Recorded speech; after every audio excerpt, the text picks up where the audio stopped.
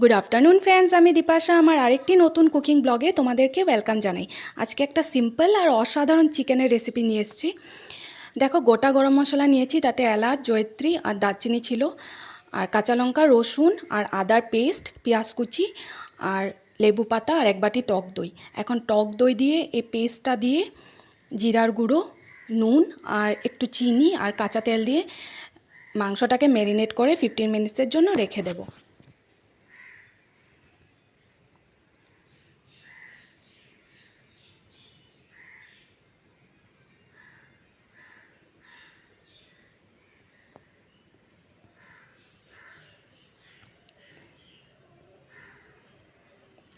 তারপর 15 মিনিটস পর কড়াইতে তেল দিয়ে গোটা গরম মশলা দিয়ে পেঁয়াজ কুচিগুলো দিয়ে লাল লাল করে ভেজে নেব। পেঁয়াজটাকে একটু ব্রাউন ব্রাউন করে ভাজতে হবে। তারপর ম্যারিনেট করা মাংসটাকে দিয়ে দিয়েছিলাম। এই রেসিপিটাতে হলুদ দেওয়া হয় না, তাও আমি একটু দিয়েছিলাম। তারপরে আলু দিয়ে কষিয়ে ঢেকে রেখেছিলাম। ঢাকনা তুলে লেবুর রস আর লেবু পাতাগুলো ছিঁড়ে ছিঁড়ে দিয়ে আবার ঢেকে রেখেছিলাম 10 মিনিটসের জন্য।